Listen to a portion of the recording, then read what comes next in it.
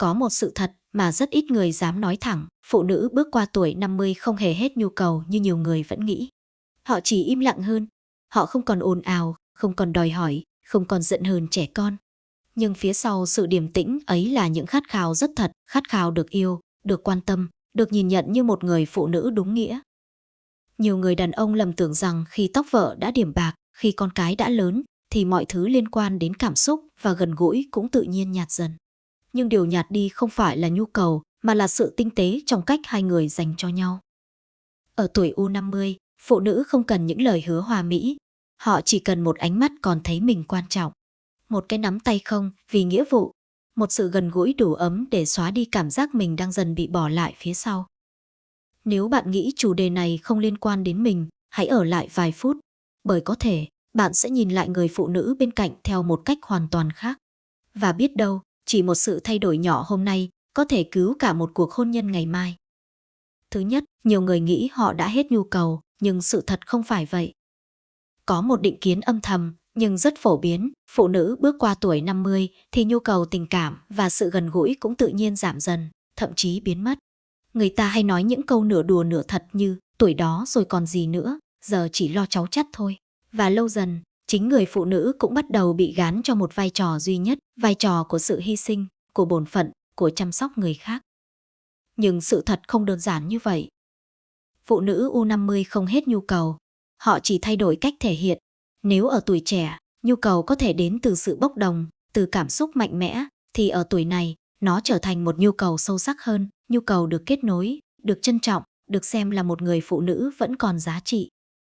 Cơ thể có thể thay đổi theo thời gian, hormone có thể không còn như trước, nhưng trái tim của một người phụ nữ thì không tự nhiên mà tắt. Càng đi qua nhiều năm tháng, họ càng hiểu rõ mình cần gì. Họ không còn tìm kiếm sự nồng nhiệt chóng vánh.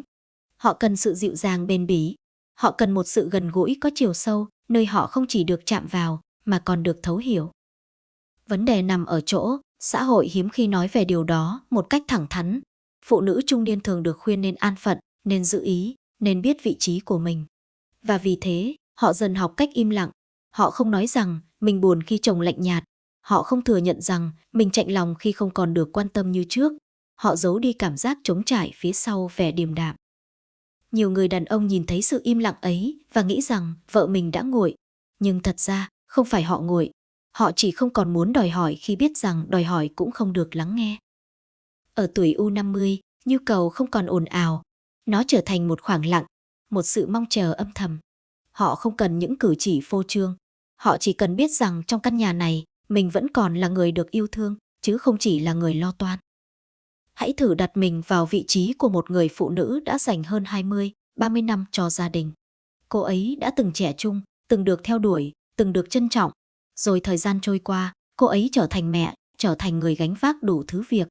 Đến một ngày, khi con cái trưởng thành, khi cuộc sống bớt bận rộn, cô ấy nhìn lại mình và tự hỏi, mình còn là ai trong mắt chồng? Nếu lúc đó, người bạn đời quay sang với ánh mắt hờ hững, nếu sự gần gũi chỉ còn là thói quen, nếu những lời yêu thương dần biến mất, thì cảm giác hụt hẫng sẽ rất lớn. Không phải vì họ đòi hỏi quá nhiều, mà vì họ nhận ra mình đang dần trở thành điều hiển nhiên. Nhu cầu của phụ nữ U50 vì thế không chỉ là nhu cầu về sự gần gũi về mặt thể chất. Đó còn là nhu cầu được công nhận, được thấy mình vẫn còn hấp dẫn theo cách riêng, được nghe một lời khen không phải xã giao mà xuất phát từ trái tim. Họ có thể không nói ra, nhưng khi bị bỏ mặc quá lâu, họ sẽ thu mình lại. Và khi một người phụ nữ đã chọn im lặng hoàn toàn, đó không phải là vì họ không còn cảm xúc, mà vì họ đã quá mệt để hy vọng. Sự thật là phụ nữ U50 vẫn có nhu cầu, chỉ là nhu cầu ấy trưởng thành hơn, tinh tế hơn và sâu sắc hơn. Nếu được yêu đúng cách, họ có thể mang lại một tình yêu bền vững và dịu dàng hơn bất cứ giai đoạn nào trước đó. Và có lẽ, điều đáng sợ nhất không phải là tuổi tác làm thay đổi con người, mà là sự thờ ơ khiến người ta tin rằng mình không còn xứng đáng được yêu. Thứ hai, nhu cầu của phụ nữ U50 không chỉ là thể xác mà là sự thấu hiểu. Nếu chỉ nhìn nhu cầu của phụ nữ U50 dưới góc độ thể chất, chúng ta sẽ hiểu sai gần như toàn bộ câu chuyện. Bởi ở độ tuổi này, điều họ khao khát không còn đơn thuần là sự gần gũi bề ngoài. Điều họ cần sâu hơn thế rất nhiều, đó là sự thấu hiểu. Thấu hiểu những thay đổi trong cơ thể họ, thấu hiểu những tổn thương họ chưa từng nói ra, thấu hiểu những năm tháng họ đã lặng lẽ hy sinh mà không đòi hỏi được ghi nhận. Ở tuổi đôi mươi, người phụ nữ yêu bằng cảm xúc mãnh liệt. Ở tuổi 30, họ yêu bằng trách nhiệm và sự gắn bó. Nhưng khi bước sang tuổi 50, tình yêu của họ trở nên trầm lắng, sâu sắc và nhiều suy tư hơn. Họ không còn tìm kiếm sự cuồng nhiệt bề nổi. Họ cần một người thực sự hiểu mình, hiểu cả những điều họ không nói. Cơ thể người phụ nữ ở tuổi U50 có nhiều thay đổi tự nhiên. Sức khỏe không còn như trước. Tâm trạng cũng có những lúc chênh vênh. Có ngày họ cảm thấy mình mạnh mẽ, nhưng cũng có ngày rất dễ tủi thân.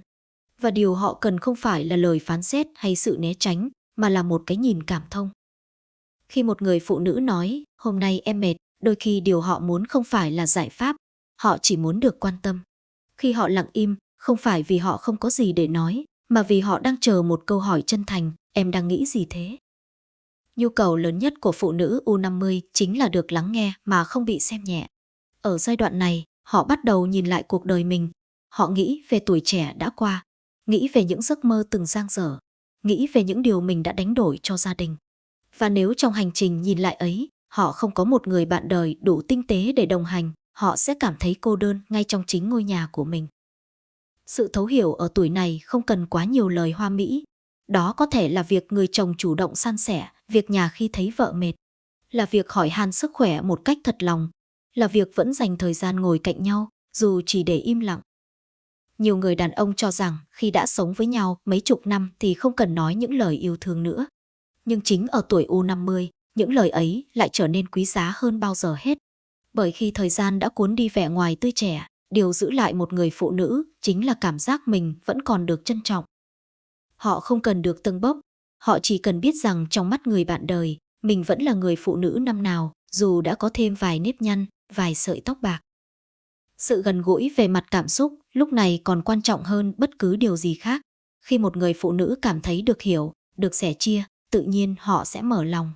Họ sẽ dịu dàng hơn, bao dung hơn và sẵn sàng vun đắp cho hôn nhân thêm một lần nữa. Ngược lại, nếu họ chỉ nhận lại sự thờ, nếu những thay đổi của họ bị xem là phiền phức, nếu những tâm sự của họ bị coi nhẹ, thì khoảng cách giữa hai người sẽ ngày càng lớn.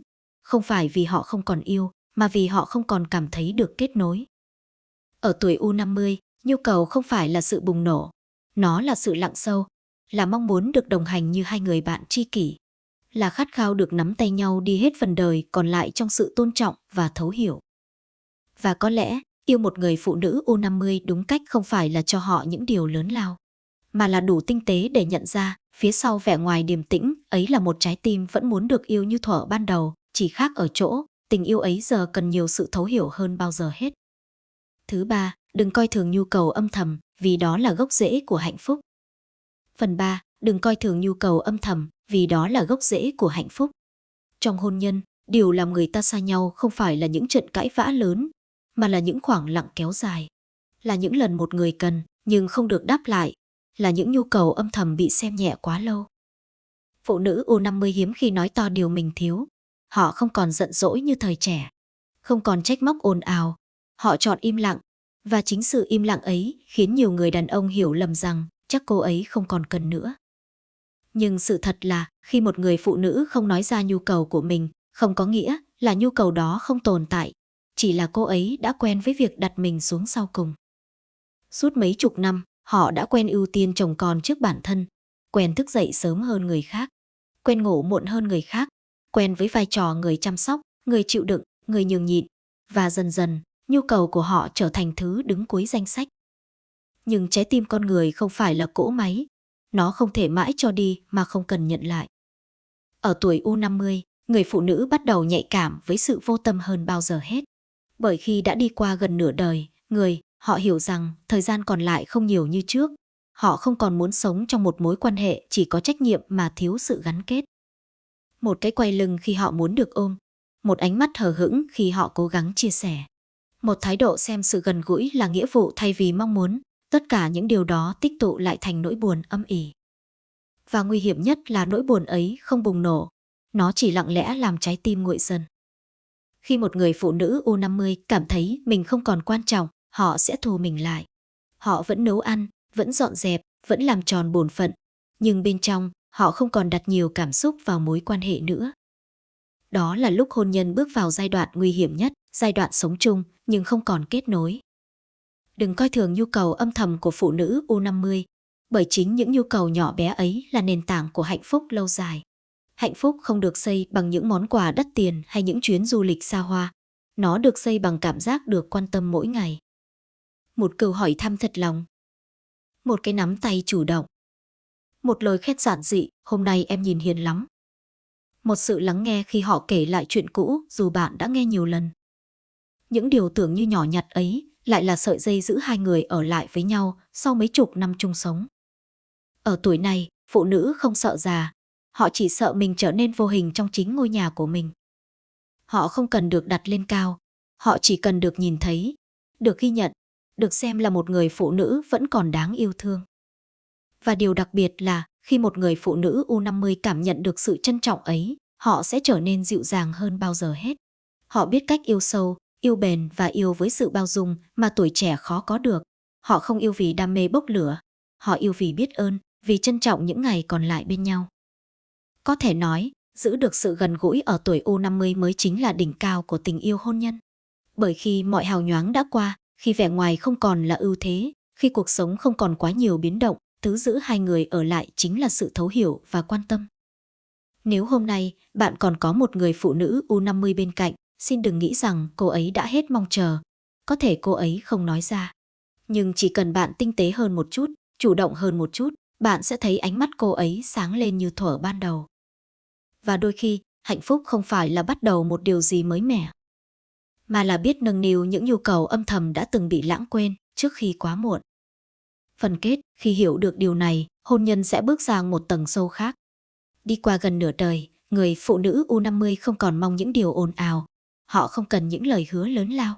Họ không đòi hỏi sự lãng mạn phô trương. Điều họ cần thực ra rất giản dị nhưng lại vô cùng quan trọng, cảm giác mình vẫn được yêu thương thật sự. Nhu cầu âm thầm của họ không phải là điều đáng xấu hổ. Nó cũng không phải là sự tham lam hay quá đáng như nhiều người lầm tưởng. Đó là nhu cầu rất tự nhiên của một trái tim vẫn còn sống, vẫn còn biết rung động, vẫn còn muốn được kết nối. Tuổi tác không làm phụ nữ ngừng khao khát yêu và được yêu. Tuổi tác chỉ khiến họ yêu một cách sâu hơn, chậm hơn và ý thức hơn về giá trị của mình. Điều đáng sợ nhất không phải là thời gian lấy đi thanh xuân, mà là sự thờ ơ lấy đi cảm xúc. Khi một người phụ nữ cảm thấy mình bị xem là điều hiển nhiên, khi sự hiện diện của họ không còn được trân trọng, họ sẽ dần thu mình lại. Và khi trái tim đã khép, dù vẫn sống chung dưới một mái nhà, khoảng cách giữa hai người có thể xa hơn bất kỳ con đường nào. Nhưng nếu người đàn ông đủ tinh tế để nhận ra những nhu cầu âm thầm ấy, nếu anh ấy hiểu rằng một cái nắm tay đúng lúc có thể xoa dịu cả một ngày dài, rằng một ánh mắt quan tâm có thể sưởi ấm những năm tháng về sau, thì hôn nhân sẽ không già đi theo tuổi tác, nó sẽ trưởng thành. Yêu ở tuổi U50 không còn là ngọn lửa bùng cháy dữ dội, nó là bếp than hồng, âm ỉ, ấm áp và bền bỉ. Và để giữ được hơi ấm ấy, không cần điều gì quá lớn lao, chỉ cần hai người đừng quên nhìn về phía nhau. Nếu bạn là người đàn ông đang nghe những lời này, hãy thử quay sang nhìn người phụ nữ bên cạnh mình tối nay. Hỏi cô ấy một câu thật lòng, ngồi gần hơn một chút, chủ động hơn một chút. Đừng đợi đến khi im lặng kéo dài quá lâu mới nhận ra mình đã bỏ lỡ. Nếu bạn là phụ nữ U50, xin hãy nhớ rằng nhu cầu của bạn không hề sai. Bạn không quá nhiều. Bạn chỉ đang sống đúng với cảm xúc của một con người cần được yêu thương. Hạnh phúc sau tuổi 50 không đến từ những điều mới mẻ. Nó đến từ việc trân trọng người đã đi cùng mình suốt chặng đường dài. Từ việc hiểu rằng điều giữ được hôn nhân không phải là nghĩa vụ, mà là sự quan tâm lặp lại mỗi ngày. Và đôi khi, chỉ một sự thay đổi nhỏ hôm nay, một cái nắm tay, một lời nói dịu dàng, một ánh mắt còn ấm, có thể làm cho những năm tháng còn lại trở thành quãng đời hạnh phúc nhất.